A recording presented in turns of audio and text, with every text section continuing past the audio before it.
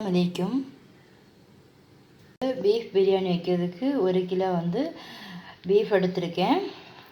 நல்லா மீடியம் சைஸில் கட் பண்ணி வாங்கியிருக்கேன். நம்ம வந்து குழம்பு வைக்கிறதா இருந்தால் குட்டி குட்டியாகிட்டு கட் பண்ணால் போதும். பீஃப் பிரியாணி வைக்கும்போது இந்த சைஸில் கட் பண்ணி வாங்கிக்கிடுங்க. இந்த பீஃபை வந்து மசாலா போட்டு நம்ம வந்து எடுத்துடலாம். ஒரு குக்கரில் 1 கிலோ பீஃபையும் போட்டாச்சு. 1/2 ஸ்பூன் மஞ்சத்தூள், 2 ஸ்பூன் வந்து சோம்பு பவுடர், பெருஞ்சீரக பொடின்னு சொல்லுவாங்க, 2 ஸ்பூன் வத்தல் பொடி, கல் உப்பு, இஞ்சி பூண்டு பேஸ்ட்டு போட்டுக்கலாம். நான் தயிர் எடுத்து வச்சுருக்கேன், அதையும் விட்டுடலாம். இஞ்சி பூண்டு பேஸ்ட்டு வந்து ஃப்ரெஷ்ஷாக வந்து அரைச்சி வச்சுருக்கேன். அதில் ஒரு 4 ஸ்பூன் போட்டுக்கலாம்.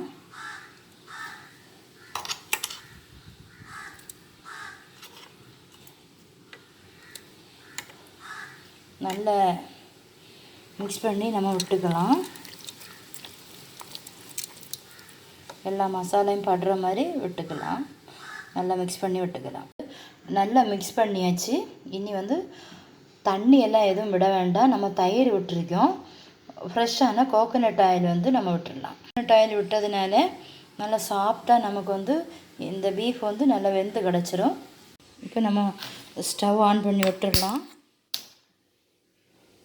ஒரு 5 விசில் வரட்டும். நம்ம விசில் போட்டு விட்டுடலாம். ரெடி ஆகுறதுக்குள்ளாடி நம்ம வெங்காயம் தக்காளி எல்லாம் கட் பண்ணி எடுத்துடலாம். பிரியாணிக்கு தேவையான வெங்காயம் நான் கட் பண்ணி வச்சுருக்கேன். ஸ்பைசஸ் எடுத்திருக்கேன். தக்காளி பழம் 1 தான் கட் பண்ணி எடுத்திருக்கேன்.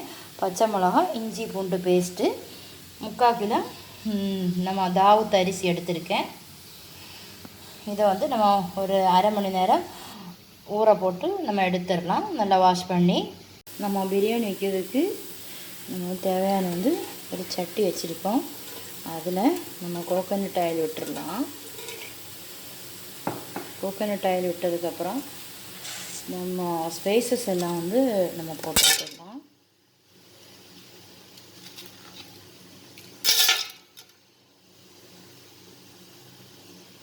நெய் இருந்தால் 2 ஸ்பூன் நெய் போட்டுக்கிடுங்க. என்கிட்ட நெய் இல்லை. நான் கோகோனட் ஆயிலில் தான் மேக்ஸிமம் வந்து நெய் சேர்க்காம தான் முக்கிய நாளும் வைக்கிறது.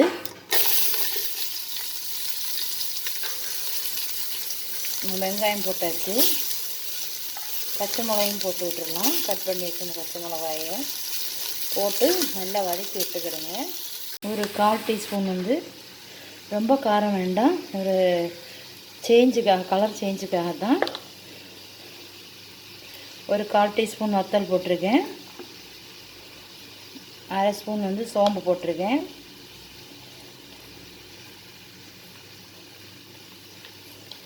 ஒரு 1/4 டீஸ்பூன் மஞ்சத்தூள் போட்டிருக்கேன். நல்லா போட்டு மிக்ஸ் பண்ணி விட்டுக்கிடுங்க. பாத்திரம் அரிசிக்கு நம்ம 2 பாத்திரம் தண்ணி நம்ம விடுவோம். தண்ணி நல்லா கொதிக்க வச்சு நான் வச்சுருக்கேன். அந்த தண்ணி நம்ம இதில் விட்டுருவோம். இனி நம்ம ஒரு பாத்திரம் தண்ணி கூட விடணும். இனி ஒரு பாத்திரம் தண்ணி விட்டுடலாம். 2 பாத்திரம் தண்ணி நம்ம விட்டாச்சு. நம்ம மூடி போட்டுடலாம். நல்லா கொதிக்கட்டும். பிரியாணி எசன்ஸ் வந்து நான் எடுத்து வச்சுருக்கேன். இதை நம்ம வந்து 2 சொட்டு விட்டுடலாம். 1 கிலோவுக்கு 2 சொட்டு விட்டால் போதும். நல்லா மிக்ஸ் பண்ணி விட்டுக்கிடுங்க. இனி நம்ம வந்து அரிசியை தட்டி விட்டுடலாம். அரிசி தட்டிட்டு நல்லா மிக்ஸ் பண்ணி விட்டுக்கிடுங்க. சாப்பாட்டுக்கு தேவையான உப்பை போட்டு விட்டுடலாம். பீஃப்லேயும் உப்பு இருக்கும், நம்ம இதுலேயும் போட்டு விட்டுடலாம். நல்லா மிக்ஸ் பண்ணி விடுங்க. நல்ல உதிரியாக வர்றதுக்காக நம்ம வந்து லெமன் எடுத்து வச்சுருக்கோம். அந்த லெமனை நம்ம இதில் விட்டுடலாம். பாதி லெமன் வந்து ஜூஸ் விட்டுடலாம். ரெடி ஆகிடுச்சான்னு பார்க்கலாம். பீஃபும் ரெடி ஆகிடுச்சு. நல்லா சாஃப்டாக வெந்துருச்சு. உங்களுக்கு பார்த்தாலே தெரியும். இது இன்னும் பிரியாணி வைக்கலாம், குழம்பு வைக்கலாம். நம்ம வந்து ஃப்ரை பண்ணி எடுக்கும்போது ரொம்ப டேஸ்ட்டாக இருக்கும் சாப்பிட்றதுக்கு. இப்போ நான் வந்து பிரியாணிக்கு தான் இதை ரெடி பண்ணியிருக்கேன். நான் எப்போவுமே இப்படி தான் வைப்பேன். நீங்களும் ட்ரை பண்ணி பாருங்கள், எப்படி இருந்துச்சுன்னு சொல்லுங்கள். கண்டிப்பாக வந்து ட்ரை பண்ணி பார்க்கணும் இந்த மெத்தடில் எப்படி இருக்குன்னு. நான் வந்து எப்போவுமே ட்ரை பண்ணுவேன். இதே மாதிரி நல்ல ஈஸியாகவும் இருக்கும். நமக்கு வந்து பீஃப் பிரியாணி, மட்டன் பிரியாணி இதே மாதிரி நீங்கள் வச்சு பாருங்கள், கண்டிப்பாக நல்லா இருக்கும். ரைஸ் வந்து எனக்கு வெந்துருச்சு, நல்லா சாஃப்டாக இருக்கும் ரைஸு.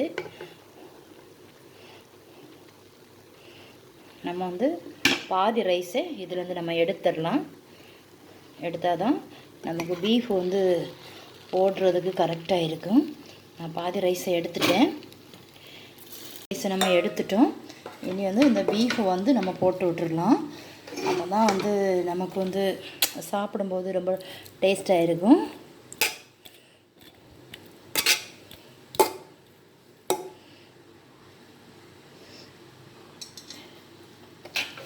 ரொம்ப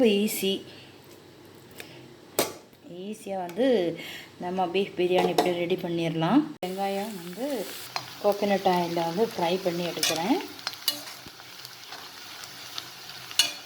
ஆனியன் நல்லா ஃப்ரை ஆகிடுச்சு. நம்ம வந்து இனி ஸ்டவ் ஆஃப் பண்ணிடலாம். இதில் நம்ம எடுத்து வச்சிடலாம்.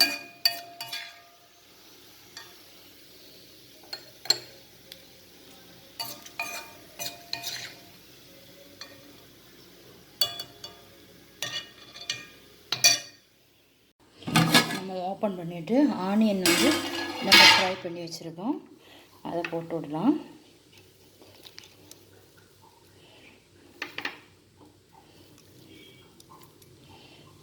மல்லியில் வந்து கட் பண்ணி வச்சுருக்கோம், அதையும் போட்டுவிடலாம்.